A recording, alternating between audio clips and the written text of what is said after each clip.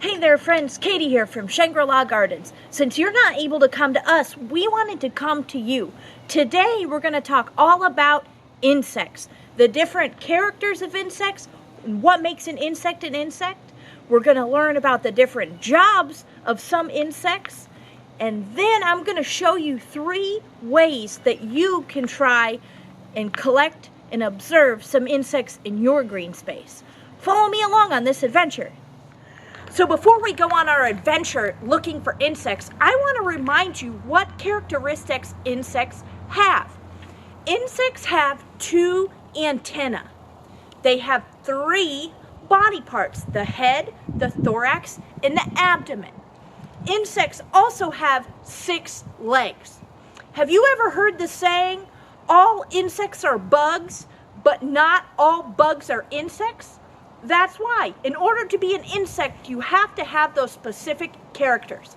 Now I'm going to teach you a song in order to remind you of what insects have. Head, thorax, abdomen, abdomen. Head, thorax, abdomen, abdomen. 6 legs and antenna 2. Head, thorax, abdomen, abdomen. Now you'll never forget. Insects play lots of important roles within our environment. We have insects that help break down dead and decaying materials. We have insects that provide an excellent food source for all different types of organisms. We have some insects like the ladybug, and they actually eat harmful insects that destroy our crops. And then we have my favorite, the pollinators. Insects help pollinate plants like this delicious peach tree so that we can enjoy eating these delicious fruits. Our first method of insect collection is using an insect net. Now, if you don't have an insect net that looks like mine, that's okay. Get creative. I one time made an insect net out of an old pillowcase and a coat hanger. If you don't have those materials, just get a jar and see what you can find. So I'm going to go ahead and look for insects around this meadow because it's the perfect habitat. You'll see I'm slowly dusting the grass with my net. That's the best way to get insects. So watch me as I get it. I'll show you what we get when we're done.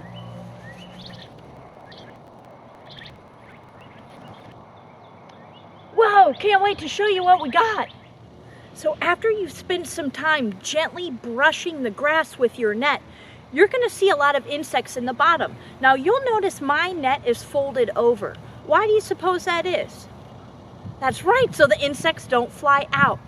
Now, as I go to look and see what's in my net, I don't want to open it completely up and stick my face in it. Why not?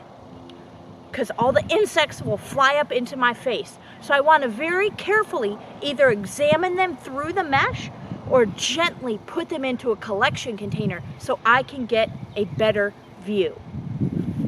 So before we empty our collection net into the container, we want to just do a really quick check and make sure that we don't have any stinging insects like bees or hornets in our net before we touch it. So what we're going to do next is we have our net still folded over. We want to put it over our jar and just gently knock as many insects as we can into our collection jar. And you'll see my jar is just an old mayonnaise container, so you can use anything that you want.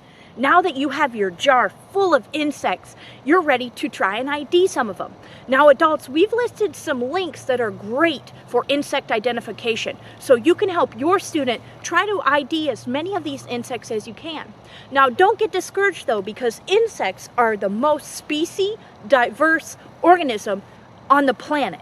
So there are over 900,000 different species of insects in the world, and there are over 91,000 different species of insects in the United States alone.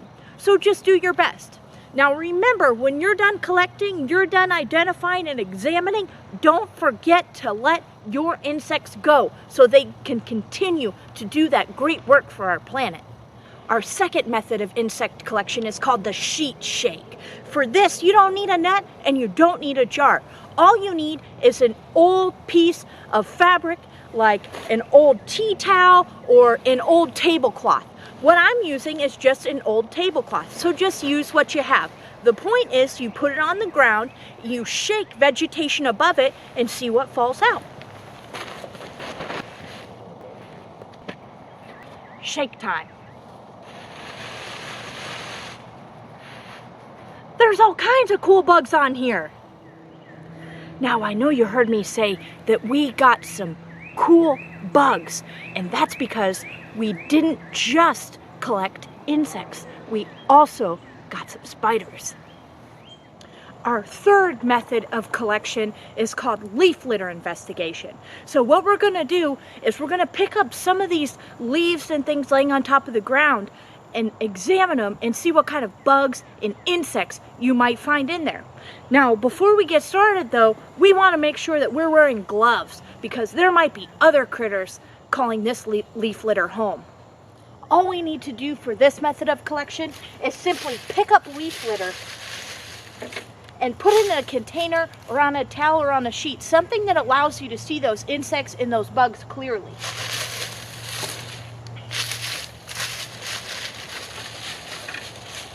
Once you get your leaf litter on whatever you're going to collect it on, watch it because those bugs start crawling out. Now, this is a great opportunity to see a lot of those insects that act as decomposers, breaking down dead and decaying materials. After you've tried all three of those methods of collection, or even just one, and you're trying to identify some of your insects, remember that the majority of the species of insects found in the United States belong to one of four orders. The first, having the most species, is Coleoptera. Those are beetles. The next are Diptera. Those are flies. The third are Hymenoptera. Those are ants, bees, wasps. And the fourth is Lepidoptera. And I know you've seen these guys before. Those are butterflies and moths. We've talked about the different characteristics of insects, and you may have even collected and identified some of your own using those methods that I showed you. But guess what? It's quiz time. I want to test your knowledge. Question number 1. Is this a bug or is it an insect? That's right. This is a butterfly. It is an insect. It has 6 legs, 3 body parts, and 2 antennae. Question number 2. Is this a bug or is it an insect? That's right. This is a bug. This is a spider. He has 8 legs. Question number 3. Is this a bug or is it an insect? That's right. This is an insect. This is a grasshopper. He has 6 legs, 2 antennae, and 3 body parts. Question number 4. Is this a bug or is it an insect? That's right. This is a bug. Now, I know this was kind of a tricky question. This is a roly-poly. The roly-poly has 3 body parts: the head, the thorax, and the abdomen. It has 2 antennae, but it has way too many legs. It has 7 pairs of legs. That's 14 total. Question number 5. This is our last question. Is this a bug or is it an insect? That's right. This is an insect. It's a beetle. Challenge time. I challenge you to go outside into your outdoor space and look for insects. See if you can find any. You can use one of those 3 ways that I showed you, or you can just use your powers of observation. Try to figure out if it is an insect. Remember, it has those antennae, it has 6 legs, and it has 3 body parts. And then maybe try to figure out if it's helpful or if it's harmful. We miss you. We're proud of you. Stay curious.